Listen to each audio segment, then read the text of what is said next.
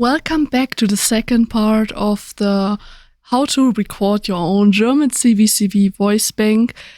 And today we will talk about how to configure said voice bank.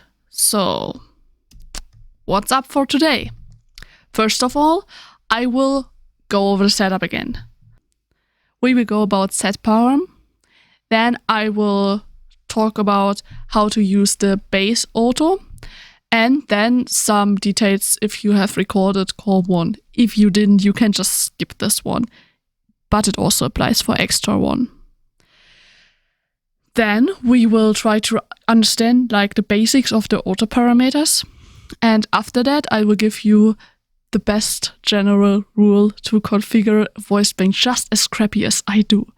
And then we will just do some practical examples, kind of learning by doing I'm doing it for you. Disclaimer. This guide provides a basic overview for otoing, reflecting my own limited understanding of the process. While this approach has proven effective in my experience, for a more comprehensive description I recommend consulting Melamet's guide. I don't know how you're pronounced, I'm sorry if I butchered your name. Let's get into it. You need SetParam. And after you have downloaded SetParam, you need to select the option I have shown you on the menu because the base auto will have a set time between pre-utterance and the other parameters, and it will really help you. You will save a lot of time if you set this option, so do it. Then you need the oto.ini. And the oto.ini will be a bit weird looking. That's because I left a plus everywhere, and you can use text replacement to replace the plus with the suffix you need. You can also just leave the suffix blank if you only have one call bank, but if you have several pitches, you need to put the pitch there. If you have colors, you need to put the color there, etc. That's what you do with text replacement. And then if you use call 1 or also call 2, you have stuff like CV auto line or VC auto line. That's because you don't need to use a background music. You may use one, whatever. Just basically what you're doing, you configure the first syllable, like the first CV and the first VC syllable out of your voice bank. And then you use that as a reference to replace every CV auto line with this.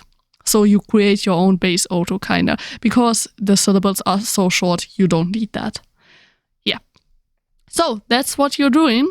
And now you have the base auto set up. Let's get on the parameters. So first of all, how does an auto look? In an oto.ini file, it's a configuration file. You always have the name of the WAV, and then you give it an alias, and you say where in the WAV file the alias is placed by using 5 parameters, which give you I think it's a millisecond point in the audio.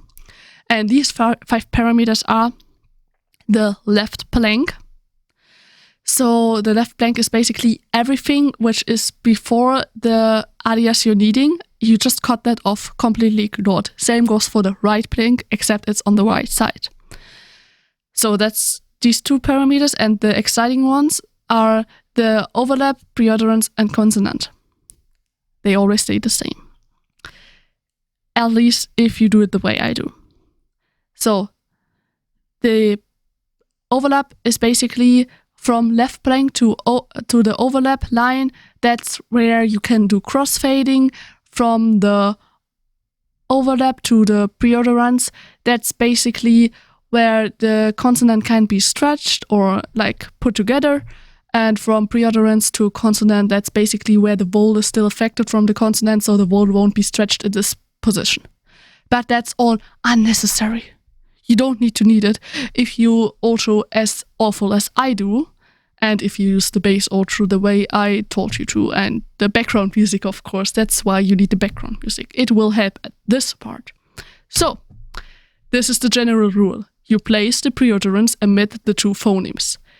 I have said the reckless is strictly diphonic, so you always have 2 phonemes. A glottal stop counts as a phoneme. A diphthong, such as ow, also counts as one phoneme. It's all a single phoneme. And of course, you need to trim away the unnecessary phonemes at the end. I think that's pretty easy to understand. Let's look at these two examples. This is pa.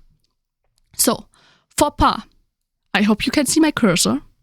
So, for pa, you have this part, which looks, this part, this is the P, that looks different from the A. You can see it's super different. And you use this red pre-utterance line, put it right where P ends and where A starts, and you cut off the right stuff. Basically all of the other consonants and the part where the A weirdly fades out. You don't want that fading out part. Perfect. Now let's look at this VC file. So here you have this weirdly fading out stuff. It's not too clear where the fading out really starts. I like to use the spectrum kind to see where the A really stops. That's why I put the pre-utterance exactly here and the right cutoff exactly here. You can vary a bit, you can still later on fix it. I think 50% of my voice banks are completely awfully autoed and they still somehow work as long as you kind of replicate this, it should work. And if you're really unsure, keep in mind you still have one free auto request open, at least if it's still March 2024. But if it is, you have. Now let's get into the practical examples. And this is of course very improvised again. SetParam. I will just go into my voice bank and show you random files, hoping that I didn't screw up the auto there, and show you what I did. So let's jump somewhere. Yeah, this is ing. So we have the e, the n, it's like ng, and right cutoff here, red line in between it. Easy. Let's go one file above. This is ne. You see, the n looks very different from the e. In general, you can say that your consonants will always be a little less silent. I'm stupid. My bad. They will be more silent than the vowel. So you can see it like in the volume here, but they also look different on the spectrum. So, yeah. Put the right line in between. Oh, I accidentally used my keyboard in the wrong way. You put the right cutoff there. Easy one. Let's go somewhere else. Jo. Looks a bit different, but you see it looks different from the vowel. That's why put the red line in between, cut the white stuff off.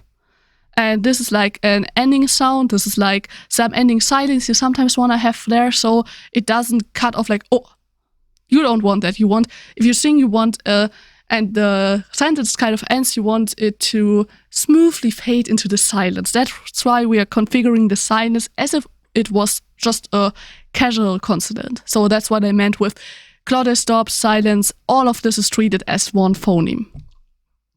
Yeah.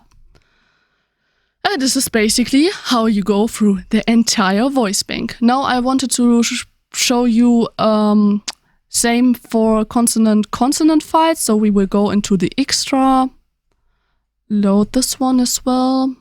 Yup.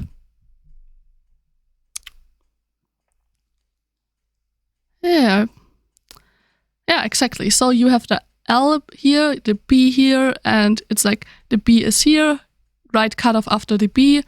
The pre-utterance is placed after the L. If there's silence between two of the phonemes, like in this case, you would always place the pre-utterance right at the end of the first phoneme, not like here, just at the end. So that's what you're doing. Yeah. This is a bit tricky because the PB is kind of weird. Still put the right line where the first phoneme ends. And then you just go through it. Now this is like a prefing sample. Same shit, pref is just counted as a phoneme. Let's get into this one. So this is a starting consonant. Starting consonant, you just treat the silence before the starting consonant as a phoneme and put the pre-utterance between the silence and the phoneme. put the preorderance at the end of the first one and cut off after the second one. And it's just the same again and again. It's very mundane, always the same. Yeah. If you need any help with that, of course, ask me anytime. You can also refer to my Voicebank as a reference. That might also help. But yeah, it's actually not that difficult once you've gotten into it. So, I'm very glad that you have decided to watch the entirety of this video. I'm so happy that you consider working with my checklist. Please share it with me if you do anything with it. I'm so incredibly grateful. And yeah, what's left to say? Thank you very much. I support you, I love you, and that's it. Thanks for watching this tutorial and goodbye!